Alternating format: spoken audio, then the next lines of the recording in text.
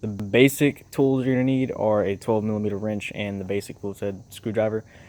Jacking up the car is optional, sort of. You won't be able to get the most accurate setting on your parking brake, so I'm definitely taking the route jacking the car up.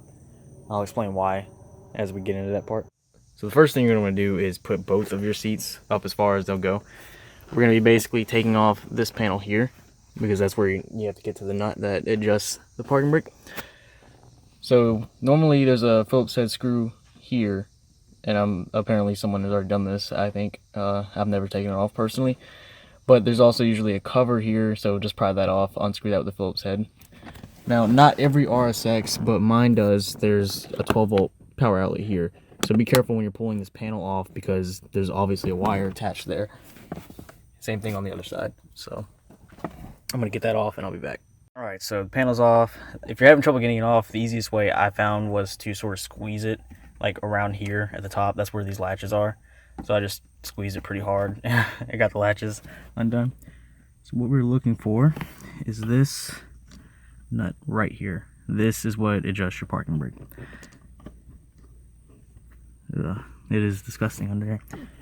Well, so basically, while you're doing this, you want to start with the parking brake, usually either down or one click up, so that you have like a baseline for your adjustments.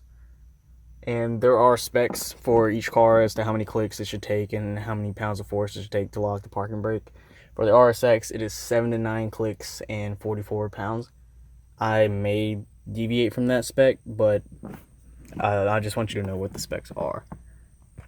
So next, I'm going to jack up the car in the rear so I have the back wheels off the ground. And that'll be so I can rotate the wheels and tell from the first click when I start to have the wheels start to drag. You jack your car up just enough so that the wheels aren't touching the ground on the back. Make sure you block off your front wheels with something. Obviously, you don't want your car to roll off jack stands. Hopefully, you're using jack stands first of all.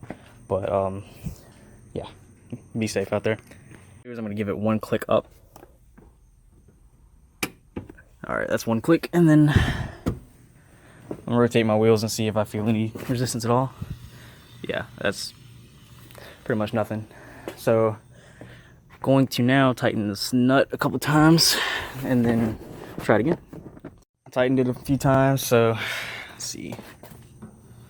Okay, I've definitely got some resistance now. So now what you want to do, once you start to feel a certain level of resistance, you want to make sure you go in here and go to where there's no longer any parking brake up, and make sure you don't have resistance there because you don't want to be dragging your wheels everywhere. Okay, that seems like a sweet spot.